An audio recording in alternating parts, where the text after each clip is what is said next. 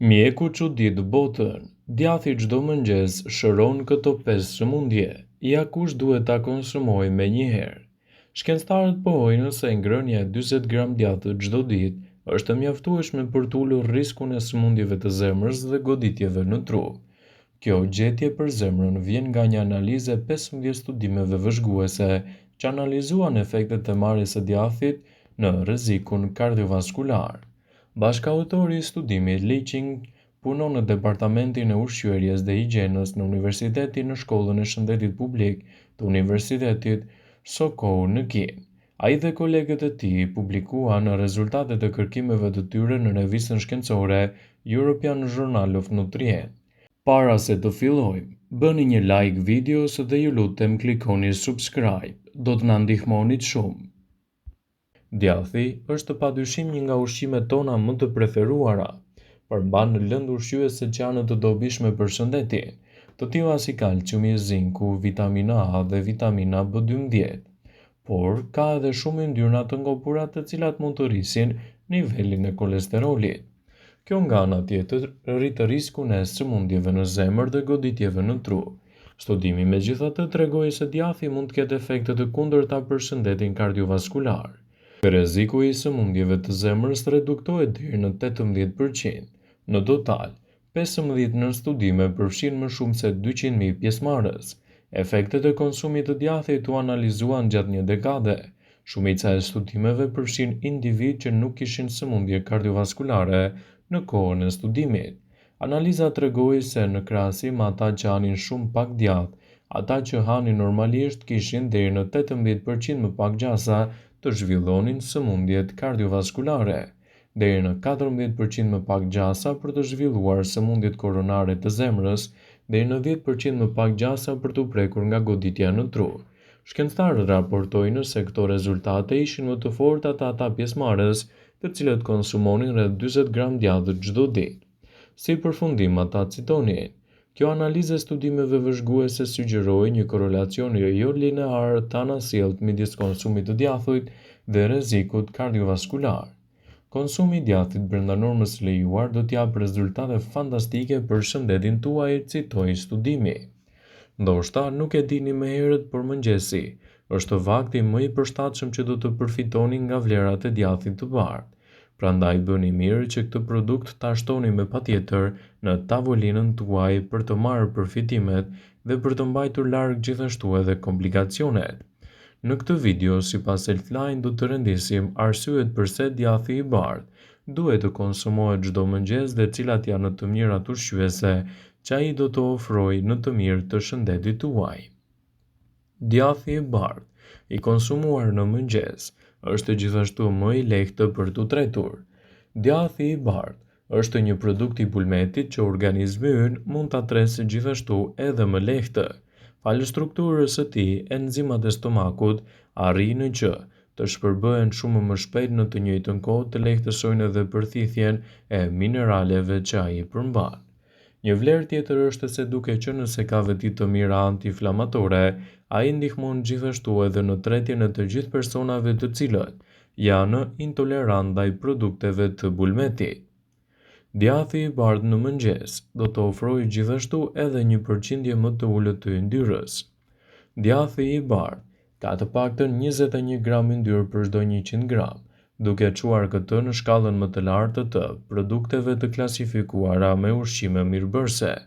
Nëse ky djath konsumohet në mëngjes nga persona të cilët kanë probleme me kolesterolin, ai ndihmon ata në ruajtjen e ekuilibrave të shëndetit dhe përthithjes së yndyrës edhe gjatë ditës. Djathi gjithashtu është edhe një burim shumë i mirë ushqyes në të mirë të elementëve të proteinës që ai do të ofrojë me shumicë në dobi të shëndetit tuaj. Përveç sasive të konsiderueshme të kalciumit, djathi i bardhë përmban edhe proteinat cilësore. Të gjithë ekspertët mjekësor këshillojnë në këdo që mëngjesin ta pasurojnë me sa më shumë proteinë. Nga ana tjetër, ato i japin organizmit ton më shumë energji gjatë ditës dhe janë jetësore gjithashtu edhe për shëndetin tuaj të muskujve. Djathi i bardhë është i pasur me nivele të larta të vitaminave. Djathi i bardhë është i pasur me vitamina të rëndësishme siç janë vitamina B6, vitamina A, gjithashtu edhe fosfori. Vitamina B6 ka një funksion thelbësor për metabolizmin dhe funksionin gjithashtu të qelizave tuaja të reja. Ndërkohë që vitamina A, fal antioksidantëve që ajo përmban, do të ofrojë gjithashtu edhe një luftë të mirë kundër radikaleve të lira dhe komplikacioneve të tyre. Fosfori, fundit në radhë, por jo nga rëndësia, është një mineral që gjendet në secilën qelizë të organizmit tonë. Ai e ndihmon stomakun të ruajë ekuilibrat acidit. Në bashkëveprim me kalciumin ai rigjeneron dhe ndërton qelizat kockore në rritjen e jetëgjatësisë së organizmit. Këto vitamina dhe minerale, nëse konsumohen në mëngjes, arrin që të ruhen në organizëm dhe të kryejnë gjithashtu edhe funksionet e duhura të tyre. Djathi është i pasur me probiotik fantastik për rigjenerimin e organizmit. Djathi i bardhë është produkti ideal për shëndetin e aparatit tretës. Ai gjithashtu përmban një numër të lartë të probiotikëve të cilët ndikojnë në përmirësimin e funksioneve të stomakut, por jo vetëm kaq. Djathi i bardhë ndihmon edhe në shëndetin më të mirë të kockave. Duke qenë se djathi i bardhë prodhohet nga qumshti i lopës, deles ose dhis, është një burim shumë i mirë i kalciumit. Nëse ai konsumohet që në mëngjes, trupi përfiton nivele të duhura të këtyre mineraleve, elementë të cilët janë shumë të rëndësishëm për aktivitetet tuaja ditore. Djathi është i shëndetshëm nëse konsumohet brenda normës së lejuar. Kështu, vlerat që do të merrni prej tij do të jenë fantastike edhe në rigjenerimin e shëndetit në tërësi. Nocioni i vjetër se djathi është i pashëndetshëm për shkak të gjitha yndyrnave të ngopura që përmban, por ulëntimet e reja i kushtojnë një vëmendje më të madhe lidhjes midis yndyrnave të ngopura dhe sëmundjeve të zemrës. Në fakt, konsumi i djathit lidhet me shumë përfitime shëndetësore. Këto janë përfitime shëndetësore që do të merrni nga konsumi i djathit në mënyrë të rregullt. Reduktoni riskun e sëmundjeve në zemër.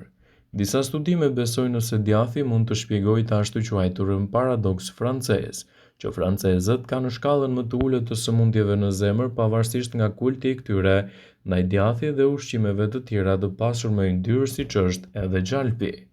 Ekziston gjithashtu një raport i vitit 2016 që analizoi rezultatet e 31 studimeve të grupit të ardhshëm, të cilët shikonin se sa bulmet konsumonin pjesëmarrësit dhe nëse kishin sëmundje kardiovaskulare. Një zbulim i rëndësishëm ishte se konsumi pothuajse 15 gram djath në ditë lidhet me një risk 18% më të ulët të sëmundjeve në zemër. Një tjetër gjetje kryesore ishte se konsumi 14 gram djath në ditë mund të zvogëlojë riskun e goditjeve me të paktën 13%. Djathi ju mbron gjithashtu edhe kundër luhatjeve të sheqerit në trup. Konsumi 10 gram djath në ditë mund të zvogëlojë riskun e zhvillimit të diabetit të tipi 2 me 8%, sipas një studimi të grupit amerikan Journal of Clinical Nutrition. Sa më shumë lajme të mira nga një studim, njerëzit që hanin 3/4 e filxhanit kos në ditë kishin një risk edhe më të ulët. Një studim tjetër nga Aitsan ose njohur ndryshe si American Journal of Clinical Nutrition zbuloi se gratë, të cilat hanin më pak se 50 gram djath gjithashtu reduktuan në riskun e diabetit të tipi 2. Djathi do të rrisë edhe masën tuaj muskulare. Konsumi pothuajse një filxhan djath rikota në ditë për 12 javë do të rrisë masën tuaj muskulare, sipas një studimi të vitit 2014 të botuar në Clinical Intervention in Angin. Pra, ndoshta është koha të pendoheni sa herë që shihoni djathin e shishëm, duhet ta konsumoni me masë, në mënyrë që përfitimet e saj të jenë më të larta dhe të mos keni efekte negative për shëndetin tuaj. Sugjerohet djathi i bardhë i përgatitur vetë në kushte shtëpie ose edhe djathi i dhis, i cili do të japë rezultate mjaft të mira në një sër funksionesh të trupit.